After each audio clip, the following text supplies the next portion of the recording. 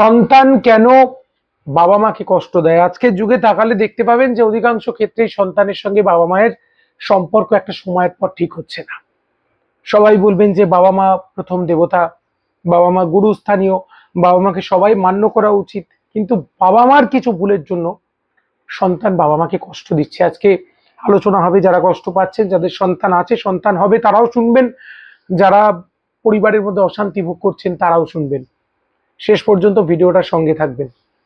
তা প্রথমেই বলি যে বাবা মা কষ্ট পায় কেন? আজকের যুগে সন্তানের হাতে বাবা মা, সন্তান কেন বাবা মাকে কষ্ট দিচ্ছে, এই কারণ অনুসন্ধান করুন। সবাই একটা কমন কথা বলে দেন যে সন্তান বড় হয়েছে, অর্থ উপার্জন করছে, নিজের ভালো বুঝতে শিখেছে, নিজেদের মতো জীবনযাত্রা পালন করছে, যার জন্য বাবা মাকে গৌণ করে দিচ্ছে। উত্তরটা এখানে নয়, এই ঘটনাটা মোটেও নয়। দেখুন, প্রথম দুটো জিনিস ভেতরে গভীর অনুসন্ধান করলে দেখা যাবে বাবা মায়ের ভুল শিক্ষা দেওয়া। প্রথম হচ্ছে আপনি আচরি ধর্ম শেখাতে হয়, বাবা মা সেটা না শেখান, পুঁথিগত শিক্ষায় ছেলে মেয়েকে বড় করেন, ডাক্তার করেন, ইঞ্জিনিয়ার করেন, যা যা করার আছে সব করেন, তার জন্য রাত জাগেন, টিউশন পড়ান, কিন্তু ভ্যালু এডুকেশন দেওয়া, তাকে মানুষ তৈরি করার শিক্ষা, তার মধ্যে মানবতা, তার মধ্যে হিউম্যানিটি তৈরি করার শিক্ষাটা দিতে ভুলে যান। এবং কি মুখে নীতিকথা শেখান, আচরণে তিনি উল্টো করেন। ছোট বাচ্চা সেদিন সেই ছোট থেকেই সে ভুল দেখে বড় হয়, যার ফলটা উল্টো ফলে। প্রথম হচ্ছে এটা। এবার দ্বিতীয় কথা হচ্ছে কি, ছোটবেলা থেকে দেখুন বাবা মায়ের মধ্যে ঝগড়া চললে যে সন্তান দেখতে দেখতে বড় হয় তার মধ্যে যে কোনো একজনের প্রতি একটা ঘৃণা ভাব চলে আসে, এটা।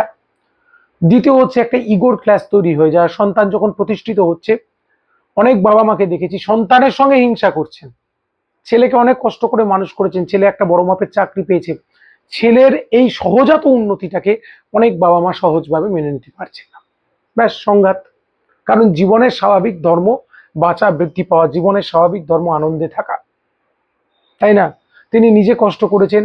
যে যেমন এক শাশুড়ির আমি মন্তব্য বলি, ছেলে বৌমার বিয়ে হয়েছে, বৌমা ছেলের সঙ্গে ঘুরতে বেড়াতে যাচ্ছে, এখানে ওখানে আনন্দ বিহার করছে, শাশুড়ির মনে কষ্ট, আমি তো এমন সুযোগটা পাইনি, আমার শাশুড়ি মা আমাকে তো এই সুযোগ দেননি।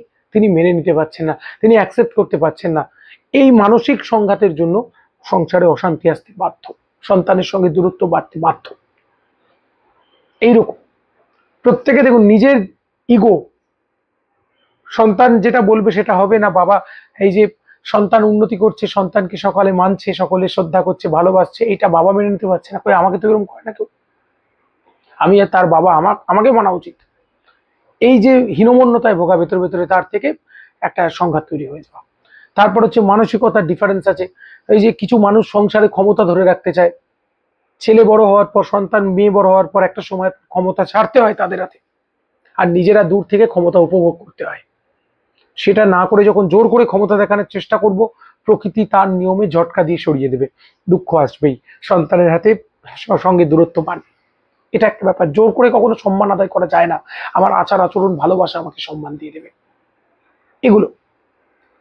এরপরও কথা বলি যে বাবা মা সন্তান কেন কষ্ট দিচ্ছে। যাদের দুটি করে ছেলে মেয়ে, তাদের বলি, একজনকে বেশি ভালো, একজনকে কম ভালোবাসেন, তার জন্য দূরত্ব তৈরি হয়। ছেলে মেয়ে আছে, মেয়ে জামাই সুখে থাকুক, ছেলে বৌমা গোল্লায় যাক, এই ধারণা আপনাকে কষ্ট দেবে। আসলে সমস্যাটা একটা জায়গায়, আমরা প্রকৃত হতে পারছি না বলে। প্রকৃত হলে প্রকৃতি বিচার করে দেবে, প্রকৃত হয়ে উঠে আসো। তো এই বিষয় কেমন লাগলো আপনাদের? ভালো লাগলে সকলের কাছে পৌঁছে দেবেন কথাগুলো। আপনাদের সঙ্গে পরবর্তী পর্বে বিস্তারিত আলোচনা হবে। স্বস্তি বার্তার পক্ষ থেকে প্রথম ইংরেজি বই প্রকাশ হচ্ছে, গেট টেনশন ফ্রি। যারা সংগ্রহ করবেন, আগামী 3 তারিখে প্রকাশ হবে। আমি নিজে পাঠাবো, এবার আর বই পেতে কারোর দেরি হবে না। আপনারা অনেক টাকা পয়সা নষ্ট করেন, বইটা সংগ্রহ করে দেখতে পারেন, সরল ইংরেজিতে লেখা, পড়ে বুঝতে পারবেন। তো যারা নিতে চান কমেন্ট সেকশনে লিখবেন। ভালো থাকবেন, স্বস্তি বার্তার সঙ্গে থাকুন, অনেক অনেক ভালো থাকুন।